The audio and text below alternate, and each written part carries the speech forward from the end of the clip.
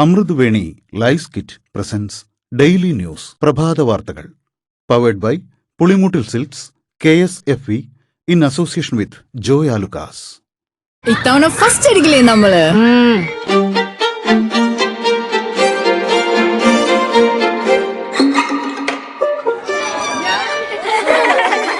കുട്ടികൾക്കൊക്കെ പെയിൻ ശല്യം ഉണ്ടാകും. അതുകൊണ്ട് ലൈസ് കിറ്റ് ഉപയോഗിച്ച് ക്ലാസ്സിൽ വരാൻ പ്രത്യേക ശ്രദ്ധിക്കണം. ലൈസ് കിറ്റ് ലൈസ് റിമൂവർ പെയിൻ ശല്യത്തിൽ നിന്നും ഉടനടി ആശ്വാസം. നമസ്കാരം, ഞാൻ ഡെയ്സി ബിജു. ഡെയിലി ന്യൂസിന്റെ പ്രഭാത വാർത്തകളിലേക്ക് സ്വാഗതം. ഇന്ന് ഓഗസ്റ്റ് 13 ബുധനാഴ്ച. വോട്ടർ പട്ടിക ക്രമക്കേടിൽ രാജ്യവ്യാപക പ്രക്ഷോഭത്തിനൊരുങ്ങി കോൺഗ്രസ്. നാളെ രാത്രി 8-ന് മെഴുകുതിരി തെളിച്ച് എല്ലാ ജില്ലകളിലും പ്രതിഷേധ മാർച്ച് സംഘടിപ്പിക്കും. കൂടാതെ എല്ലാ സംസ്ഥാന തലസ്ഥാനങ്ങളിലും ഈ മാസം 22 മുതൽ സെപ്റ്റംബർ 7 വരെ പ്രതിഷേധ റാലികളും സംഘടിപ്പിക്കും. വോട്ട് കള്ളൻ സിംഹാസനം വിട്ടുപോകുക എന്ന ടാഗിൽ സെപ്റ്റംബർ 15 മുതൽ ഒക്ടോബർ 15 വരെ പ്രത്യേക പ്രചാരണം നടത്താനും AICC യോഗത്തിൽ തീരുമാനമായി.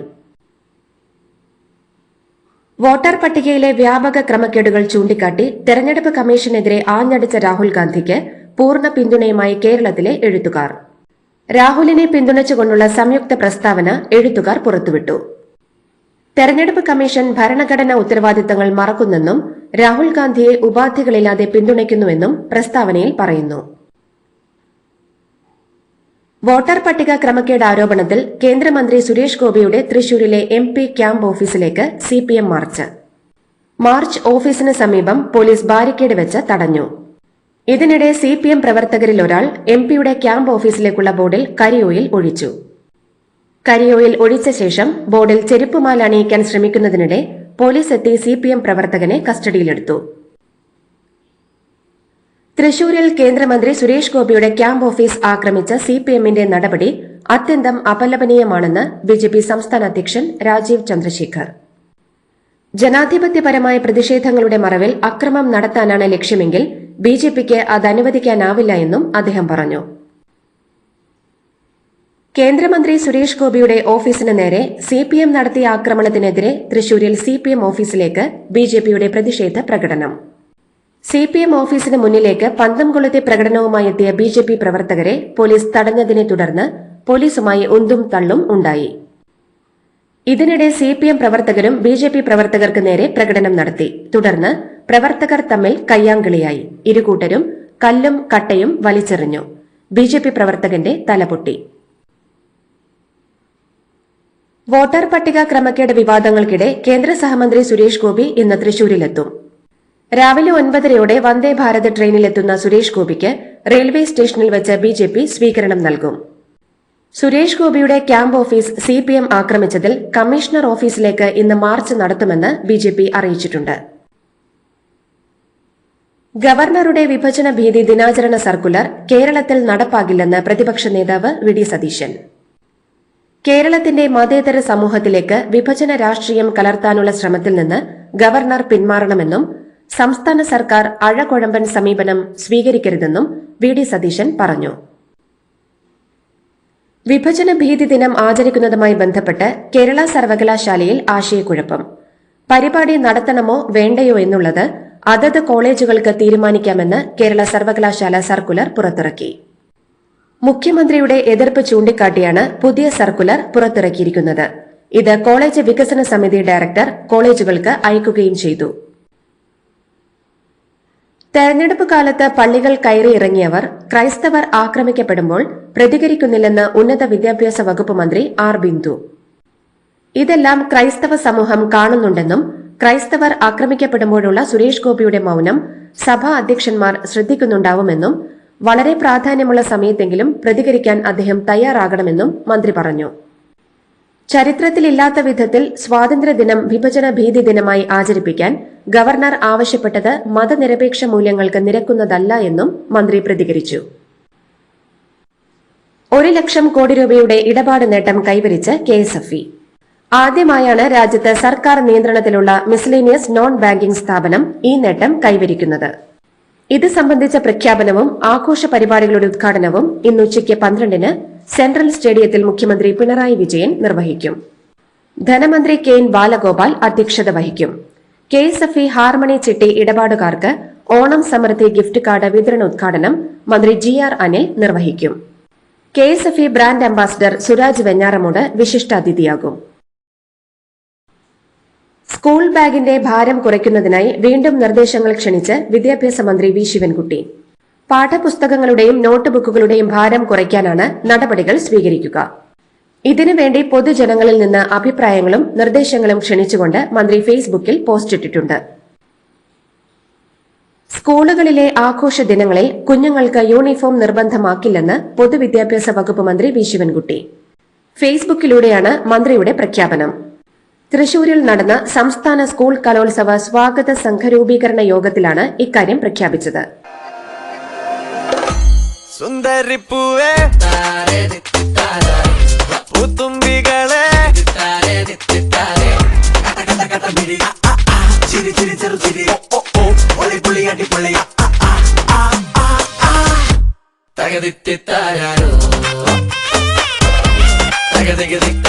Pulimutil Silks presents Unskippable Onam Collections. Starts at just ₹299. വിദ്യാർത്ഥികളോട് മോശമായി പെരുമാറുന്ന സ്വകാര്യ ബസ്സുകൾക്കെതിരെ കർശന നടപടിയെടുക്കുമെന്ന് വിദ്യാഭ്യാസ വകുപ്പ് മന്ത്രി വി ശിവൻകുട്ടി. വിദ്യാർത്ഥികളെ സീറ്റിൽ നിന്ന് എഴുന്നേൽപ്പിക്കുകയോ മോശമായി പെരുമാറുകയോ ചെയ്താൽ അത്തരം ബസ്സുകളുടെ പെർമിറ്റ് റദ്ദാക്കുന്നതുൾപ്പെടെയുള്ള നടപടികളിലേക്ക് സർക്കാർ നീങ്ങുമെന്നും മന്ത്രി മുന്നറിയിപ്പ് നൽകി. കുട്ടികളുടെ സംരക്ഷണത്തിനും ഉന്നമനത്തിനും സർക്കാർ മുൻഗണന നൽകുമെന്നും അദ്ദേഹം കൂട്ടിച്ചേർത്തു. സംസ്ഥാനത്തെ സർക്കാർ സ്കൂളുകൾ അടച്ചുപൂട്ടുന്നു എന്ന കേന്ദ്ര സർക്കാർ വാദം പച്ചക്കള്ളമാണെന്ന് വിദ്യാഭ്യാസ മന്ത്രി വി ശിവൻകുട്ടി. കഴിഞ്ഞ 9 വർഷമായി കേരളത്തിലെ ഒരു സർക്കാർ സ്കൂൾ പോലും അടച്ചുപൂട്ടിയിട്ടില്ലെന്നും ഇത് കേരളത്തെ അപകീർത്തിപ്പെടുത്താനുള്ള ശ്രമമാണെന്നും മന്ത്രി ഫേസ്ബുക്കിൽ കുറിച്ചു. യുവമോർച്ച ഭാരവാഹി പ്രഖ്യാപനവുമായി ബന്ധപ്പെട്ട് BJP സംസ്ഥാന അധ്യക്ഷൻ രാജീവ് ചന്ദ്രശേഖറിനെതിരെ പരസ്യ വിമർശനവും പരിഹാസവും നടത്തിയ 3 BJP നേതാക്കളെ പാർട്ടിയിൽ നിന്ന് സസ്പെൻഡ് ചെയ്തു. OBC മോർച്ച തിരുവനന്തപുരം ജില്ലാ president Vipin Kumar, Perumkadavila panchayat parliamentary party leader SS Sreerag, Vishnu Kaipally എന്നിവരെയാണ് പാർട്ടിയുടെ പ്രാഥമിക അംഗത്വത്തിൽ നിന്ന് സസ്പെൻഡ് ചെയ്തത്. BJPയെ ബിസിനസ് ജനതാ പാർട്ടിയാക്കിയെന്നും സ്ഥാനം കിട്ടാതായപ്പോൾ രാജിവെച്ച രാജീവ് ചന്ദ്രശേഖറിന്റെ സംഘടനാ സ്നേഹം എല്ലാവർക്കും അറിയാമെന്നും OBC മോർച്ച തിരുവനന്തപുരം ജില്ലാ പ്രസിഡന്റ് വിപിൻ കുമാർ പരിഹസിച്ചിരുന്നു. മായം കലർന്നതായി സംശയമുള്ളതും തെറ്റായ വിവരങ്ങൾ നൽകി വിൽക്കുന്നതുമായ വെളിച്ചെണ്ണയും ബ്ലെൻഡഡ് ഭക്ഷ്യ എണ്ണയും ഭക്ഷ്യസുരക്ഷാ വിഭാഗം പിടിച്ചെടുത്തു. ഹരിപ്പാട് തുലാംപറമ്പ് പ്രവർത്തിക്കുന്ന ഹരിഗീതം കോക്കനട്ട് ഓയിൽ എന്ന സ്ഥാപനത്തിൽ നിന്നും 6500 ലിറ്റർ എണ്ണയാണ് പിടിച്ചെടുത്തത്. ഇതര സംസ്ഥാനങ്ങളിൽ നിന്നാണ് എണ്ണ എത്തിച്ചത്. കുപ്പികളിലാക്കി ചില്ലറ വിൽപ്പനയ്ക്കായി വ്യാപാര സ്ഥാപനങ്ങളിലേക്ക് വിതരണം ചെയ്യുന്നതിനായി എത്തിച്ചപ്പോഴാണ് പിടികൂടിയത്. സമ്മേളനത്തിന് മുൻപ് വിഭാഗീയതയിൽ കുടുങ്ങി പത്തനംതിട്ട CPI ജില്ലാ നേതൃത്വം. ജില്ലാ സമ്മേളനത്തിന് മുൻപുള്ള ബാനർ ജാഥ റദ്ദാക്കിയിരിക്കുകയാണ്. പാർട്ടി ജില്ലാ സമ്മേളന നഗരിയിലേക്കുള്ള ബാനർ ജാഥയാണ് റദ്ദാക്കിയത്. വിഭാഗീയ പ്രശ്നങ്ങളെ തുടർന്നാണ് ജാഥ റദ്ദ് ചെയ്യാൻ കത്ത് നൽകിയത്. ഓഗസ്റ്റ് 14-ന് ജില്ലാ സമ്മേളനം നടക്കാൻ ദിവസങ്ങൾ മാത്രം ബാക്കി നിൽക്കെയാണ് വീണ്ടും ജില്ലയിൽ നടപടി. കൊടുവള്ളി മേൽപ്പാലം നാടിന് സമർപ്പിച്ച് മുഖ്യമന്ത്രി പിണറായി വിജയൻ. പദ്ധതിക്കായി ഭൂമി ഏറ്റെടുക്കാനുള്ള 16.25 കോടി രൂപ പൂർണ്ണമായും വഹിച്ചത് സംസ്ഥാന സർക്കാരാണെന്നും മുഖ്യമന്ത്രി ഫേസ്ബുക്കിൽ കുറിച്ചു. 36.37 കോടിയുടെ പദ്ധതിയിൽ നിർമ്മാണത്തിനായി 10.06 കോടി രൂപ സംസ്ഥാന സർക്കാരും അത്ര തന്നെ തുക റെയിൽവേയുമാണ് ചെലവഴിച്ചത്. കൊടുവള്ളി മേൽപ്പാലത്തിനായി സംസ്ഥാനം ആകെ ചെലവഴിച്ചത് 26.31 കോടി രൂപയാണെന്നും മുഖ്യമന്ത്രി കൂട്ടിച്ചേർത്തു. കോതമംഗലത്തെ യുവതിയുടെ ആത്മഹത്യയിൽ NIA അന്വേഷണം ആവശ്യപ്പെട്ട് കുടുംബം. NIA അന്വേഷണം ആവശ്യപ്പെട്ട് യുവതിയുടെ മാതാവ് മുഖ്യമന്ത്രിക്കും സംസ്ഥാന പോലീസ് മേധാവിക്കും കത്തയച്ചു. മകൾ ആത്മഹത്യ ചെയ്തത് മതപരിവർത്തന ശ്രമം മൂലമാണെന്നാണ് മാതാവ് കത്തിൽ വ്യക്തമാക്കിയിരിക്കുന്നത്. പോലീസ് കേസെടുത്തിരിക്കുന്നത് ദുർബല വകുപ്പുകൾ മാത്രം ചുമത്തിയാണെന്നും കുടുംബം ആരോപിക്കുന്നു. മുൻ MLA PV അൻവറിനെതിരെ ടെലിഫോൺ ചോർത്തൽ കേസ് അന്വേഷിക്കാൻ DIGയുടെ നേതൃത്വത്തിൽ പ്രത്യേക സംഘത്തെ രൂപീകരിച്ച് സർക്കാർ. മലപ്പുറം പോലീസ് രജിസ്റ്റർ ചെയ്ത കേസ് തൃശൂർ റേഞ്ച് DIG ഹരിശങ്കറിന്റെ മേൽനോട്ടത്തിൽ അന്വേഷിക്കും. കോഴിക്കോട് സൈബർ ക്രൈം ഡിവൈഎസ്പി ബാലചന്ദ്രനാണ് അന്വേഷണ ചുമതല. കഴിഞ്ഞ സെപ്റ്റംബർ 1 നടത്തിയ വാർത്താ സമ്മേളനത്തിൽ PV അൻവർ താൻ പോലീസ് ഉദ്യോഗസ്ഥരുടെ അടക്കം പലരുടെയും ഫോൺ നമ്പർ ചോർത്തിയിട്ടുണ്ടെന്ന് വെളിപ്പെടുത്തിയിരുന്നു. കോട്ടയം യാർഡിലെ അറ്റകുറ്റപ്പണിയെ തുടർന്ന് സംസ്ഥാനത്ത് വരും ദിവസങ്ങളിൽ ട്രെയിൻ സർവീസുകളിൽ നിയന്ത്രണം. 16 മുതൽ 31 വരെയുള്ള ദിവസങ്ങളിലെ ട്രെയിൻ ഗതാഗതത്തിലാണ് നിയന്ത്രണം ഏർപ്പെടുത്തിയിരിക്കുന്നത്. കോട്ടയം നിലമ്പൂർ എക്സ്പ്രസ് 5 ദിവസത്തേക്ക് ഭാഗികമായി റദ്ദാക്കി. ദേശീയപാത നിർമ്മാണവുമായി ബന്ധപ്പെട്ടുള്ള റിപ്പോർട്ട് ലോക്സഭയിലും രാജ്യസഭയിലും പബ്ലിക് അക്കൌണ്ട്സ് കമ്മിറ്റി സമർപ്പിച്ചു. കേരളത്തിലെ അടക്കം ദേശീയപാത നിർമ്മാണവുമായി ബന്ധപ്പെട്ട വിഷയങ്ങൾ സ്വമേധയാ ഏറ്റെടുത്തു നടത്തിയ പഠനത്തിന്റെ അടിസ്ഥാനത്തിലാണ് പബ്ലിക് അക്കൌണ്ട്സ് കമ്മിറ്റി റിപ്പോർട്ട് സമർപ്പിച്ചതെന്ന് PAC അധ്യക്ഷൻ KC വേണുഗോപാൽ MP പറഞ്ഞു. റോഡുകൾ പൂർത്തിയാക്കുന്നതുവരെ ടോൾ പിരിവ് നിർത്തിവെക്കണമെന്നതടക്കമുള്ള ശുപാർശ റിപ്പോർട്ടിലുണ്ടെന്നും KC വേണുഗോപാൽ പറഞ്ഞു.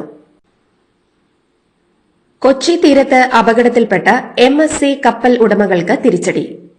MSC കമ്പനിയുടെ ഉടമസ്ഥതയിലുള്ള മറ്റൊരു കപ്പൽ തടഞ്ഞുവെക്കാൻ ഹൈക്കോടതിയുടെ ഉത്തരവ്.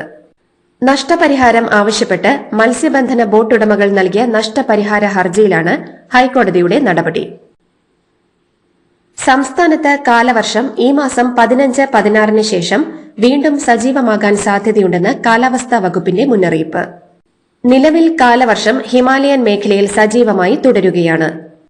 ബംഗാൾ ഉൾക്കടലിൽ ന്യൂനമർദ്ദത്തിന് മുന്നോടിയായുള്ള ചക്രവാത ചുഴി രൂപപ്പെട്ടു. ഇത് ആന്ധ്ര ഒഡീഷ തീരത്തിന് സമീപം ഇന്ന് ന്യൂനമർദ്ദമായി ശക്തി പ്രാപിക്കാൻ സാധ്യതയുണ്ടെന്നും നിലവിൽ കേരളത്തിൽ ഒറ്റപ്പെട്ട ഇടിമിന്നലും മഴയും തുടരുമെന്നും കേന്ദ്ര കാലാവസ്ഥാ വകുപ്പ് വ്യക്തമാക്കി. കൺഗ്രാചുലേഷൻസ്. മിടുക്കിയാട്ടോ. പൈലറ്റ് ആവണമെന്ന് പറയണേ. അവളുടെ ആഗ്രഹമല്ലേ, അവള് പറക്കട്ടെ. ചെലവ് എത്രയാന്ന്? KSFEയുടെ പുതിയ ഹാർമണി ചുറ്റി ചേരണം. കണ്ണടച്ചു തുറക്കും മുമ്പ് അവളുടെ +2 കഴിയില്ലേ. കടം വാങ്ങാതെയും സ്ഥലം വിൽക്കാതെയും കുട്ടികളെ പഠിപ്പിക്കാം. KSFE ഹാർമണി ചിട്ടികൾ. KSFE ഹാർമണി ചുറ്റിയിൽ ചേരുന്ന 100 ഭാഗ്യശാലികൾക്ക് സിംഗപ്പൂർ യാത്ര സൗജന്യം. ഡൽഹി NCR മേഖലയിലെ തെരുവ് നായ്കളെ അഭയകേന്ദ്രത്തിലേക്ക് മാറ്റിപ്പാർപ്പിക്കാനുള്ള സുപ്രീം കോടതിയുടെ നിർദ്ദേശത്തിൽ വിമർശനവുമായി മുൻ കേന്ദ്രമന്ത്രിയും മൃഗാവകാശ പ്രവർത്തകയുമായ മനേക ഗാന്ധി. കോടതിയുടെ ഉത്തരവ് അപ്രായോഗികമാണെന്നും ഇത് പാരിസ്ഥിതിക സന്തുലിതാവസ്ഥയ്ക്ക് ഹാനികരമാണെന്നും അവർ പറഞ്ഞു. തെരുവ് നായകൾ മനുഷ്യർക്ക് ബുദ്ധിമുട്ടുണ്ടാക്കുന്നുണ്ടെങ്കിലും അവയെ ഒറ്റയടിക്ക് നീക്കം ചെയ്യുന്നത് പുതിയ പ്രശ്നങ്ങൾ സൃഷ്ടിക്കുമെന്നും ഇത് നാം പ്രതീക്ഷിക്കാത്ത പ്രത്യാഘാതങ്ങൾക്ക് ഇടയാക്കുമെന്നും മനേക ഗാന്ധി മുന്നറിയിപ്പ് നൽകി. തിരഞ്ഞെടുപ്പ് കമ്മീഷൻ ബീഹാറിൽ നടത്തിവരുന്ന പ്രത്യേക തീവ്ര പുനഃപരിശോധനയ്ക്കിടയിൽ മരിച്ചെന്ന് പറഞ്ഞ് വോട്ടർ പട്ടികയിൽ നിന്ന് ഒഴിവാക്കിയ 2 വോട്ടർമാരെ സുപ്രീം കോടതിയിൽ എത്തിച്ച് പൊതുപ്രവർത്തകൻ യോഗേന്ദ്ര യാദവ്. അതൊരു അശ്രദ്ധമായ പിഴവായിരിക്കാമെന്നും അത് തിരുത്താവുന്നതാണെന്നും പറഞ്ഞ ജസ്റ്റിസ് ബാഗ്ചി നിങ്ങളുടെ വാദങ്ങൾ ഞങ്ങൾ മുഖവിലക്കെടുക്കുന്നെന്നും പറഞ്ഞു. ആധാർ കാർഡ് പൌരത്വത്തിന്റെ നിർണായക തെളിവായി കണക്കാക്കാനാവില്ലെന്ന വാദം ശരിയെന്ന് സുപ്രീം കോടതി. ഇക്കാര്യത്തിൽ തെരഞ്ഞെടുപ്പ് കമ്മീഷൻ നിലപാട് ശരിയാണെന്നും സുപ്രീം കോടതി വ്യക്തമാക്കി. ആധാർ കാർഡിൽ പരിശോധന വേണ്ടിവരുമെന്നും വാക്കാൽ നിർദ്ദേശിച്ചു. വിവിധ സേവനങ്ങൾക്കുള്ള ആധികാരിക തിരിച്ചറിയൽ രേഖയായി ആധാറിനെ പരിഗണിക്കുമ്പോഴും അത് പൌരത്വം നിർണ്ണയിക്കുന്നതിന് അടിസ്ഥാനമാക്കാനാകില്ലെന്നും കൃത്യമായ പരിശോധന അതിനാവശ്യമാണെന്നും സുപ്രീം കോടതി ജസ്റ്റിസ് സൂര്യകാന്ത് നിരീക്ഷിച്ചു. അംബാനി കുടുംബത്തിന്റെ സമ്പത്ത് അദാനി കുടുംബത്തേക്കാൾ ഇരട്ടിയെന്ന് റിപ്പോർട്ട്. അദാനി കുടുംബത്തിന് 28 ലക്ഷം കോടി രൂപയുടെ ആസ്തിയുണ്ടെന്നും ഇത് 14.01 ലക്ഷം കോടി രൂപ ആസ്തിയുള്ള അദാനി കുടുംബത്തിന്റേതിനേക്കാൾ ഇരട്ടിയിലധികമാണെന്നും റിപ്പോർട്ടുകൾ. ഗാൽവാൻ സംഘർഷത്തെ തുടർന്ന് തകർന്ന ഇന്ത്യ-ചൈന ബന്ധം വീണ്ടും ഊഷ്മളമാകുന്നതായി സൂചന. ഇന്ത്യയിലേക്കുള്ള യൂറിയ കയറ്റുമതിക്ക് ഏർപ്പെടുത്തിയിരുന്ന നിയന്ത്രണങ്ങൾ ചൈന ലഘൂകരിച്ചതായാണ് റിപ്പോർട്ട്. റഷ്യൻ ക്രൂഡ് ഓയിലിന്റെ പേരിൽ ഇന്ത്യയ്ക്കും ചൈനയ്ക്കും നേരെ വാളോങ്ങി നിൽക്കുന്ന US പ്രസിഡന്റ് ഡൊണാൾഡ് ട്രംപിന്റെ നയങ്ങൾ ഇരു രാജ്യങ്ങളെയും അസ്വസ്ഥതപ്പെടുത്തുന്ന പശ്ചാത്തലത്തിലാണ് ചൈനയും ഇന്ത്യയും വീണ്ടും അടുക്കുന്നത്. ഇന്ത്യക്കാർക്ക് നേരെയുള്ള അതിക്രമങ്ങളെ തുടർന്ന് അയർലൻഡിലെ ഇന്ത്യ ഡേ ആഘോഷങ്ങൾ മാറ്റിവെച്ചു. സുരക്ഷാ ആശങ്കകളെ തുടർന്നാണ് ആഘോഷം മാറ്റിയതെന്ന് അയർലൻഡ് ഇന്ത്യ കൌൺസിൽ അറിയിച്ചു. ഇന്ത്യ ദിനം ആഘോഷിക്കാൻ നിലവിലെ സാഹചര്യം അനുകൂലമല്ലെന്ന് ഞങ്ങൾ കരുതുന്നു എന്നാണ് അയർലൻഡ് ഉപപ്രധാനമന്ത്രി സൈമൺ ഹാരിസുമായി നടത്തിയ കൂടിക്കാഴ്ചയ്ക്ക് ശേഷം കൌൺസിലിന്റെ ഉപാധ്യക്ഷൻ പ്രശാന്ത് ശുക്ല മാധ്യമപ്രവർത്തകരോട് പറഞ്ഞത്. അയർലൻഡിലെ ഇന്ത്യക്കാർക്ക് നേരെയുണ്ടായ സമീപകാല ആക്രമണങ്ങളെ ശക്തമായി അപലപിച്ച് Irish president Michael D Higgins. ഇത്തരം ആക്രമണങ്ങൾ അതിനീചവും രാജ്യത്തിന്റെ മൂല്യങ്ങൾക്ക് വിരുദ്ധവുമാണെന്നും അദ്ദേഹം പറഞ്ഞു. വൈദ്യശാസ്ത്രം, നഴ്സിംഗ്, സംസ്കാരം, വ്യവസായം, സംരംഭകത്വം തുടങ്ങിയ മേഖലകളിൽ ഇന്ത്യക്കാർ അയർലൻഡിന് നൽകിയ അളവറ്റ സംഭാവനകൾക്ക് അദ്ദേഹം നന്ദി പറഞ്ഞു. ഗാസയിലെ കൊലപാതകങ്ങളിൽ അപലപിച്ച് കോൺഗ്രസ് നേതാവ് പ്രിയങ്ക ഗാന്ധി MP. ഇസ്രയേൽ വംശഹത്യ നടത്തുകയാണെന്നും പലസ്തീനികൾ ദുരിതമനുഭവിക്കുമ്പോൾ ഇന്ത്യൻ സർക്കാർ മൌനം പാലിക്കുകയാണെന്നും നിശബ്ദതയിലൂടെയും നിഷ്ക്രിയത്വത്തിലൂടെയും ഇത്തരം പ്രവർത്തനങ്ങളെ സാധൂകരിക്കുന്നത് കുറ്റകൃത്യമാണെന്നും പ്രിയങ്ക ആരോപിച്ചു. അതേസമയം പ്രിയങ്ക ഗാന്ധിയുടേത് നാണം കെട്ട വഞ്ചനയാണെന്ന് ഇസ്രായേൽ അംബാസിഡർ റൂവൻ അസാർ പ്രതികരിച്ചു. ഗാസയിൽ പലസ്തീൻ കുട്ടികൾ പട്ടിണി മൂലം മരിക്കുന്നതായുള്ള ആശങ്ക വ്യാപകമാവുന്നതിനിടെ മാർപ്പാപ്പയോട് ഗാസ സന്ദർശിക്കണമെന്നാവശ്യപ്പെട്ട് പ്രശസ്ത പോപ്പ് ഗായിക മഡോണ. ഒരുപാട് വൈകും മുൻപ് ഗാസ സന്ദർശിക്കണം. ഒരു അമ്മയെന്ന നിലയിൽ ഗാസയിലെ കുട്ടികൾ അനുഭവിക്കുന്ന പീഡനം കണ്ടുനിൽക്കാൻ കഴിയുന്നില്ല. പട്ടിണി മൂലം പിഞ്ചുമക്കൾ മരിക്കുന്ന സാഹചര്യം ഒഴിവാക്കപ്പെടാനുള്ള ശ്രമങ്ങൾ മാത്രമാണ് താൻ നടത്തുന്നതെന്നും മഡോണ വിശദമാക്കുന്നു. ഇതോടുകൂടി ഡെയിലി ന്യൂസിന്റെ ഇന്നത്തെ പ്രഭാത വാർത്തകൾ സമാപിക്കുന്നു. ഡെയിലി ന്യൂസിന് വേണ്ടി വാർത്തകൾ വായിച്ചത് Daisy Biju. Daily news live .in വാർത്തകൾ വിരൽ തുമ്പിൽ.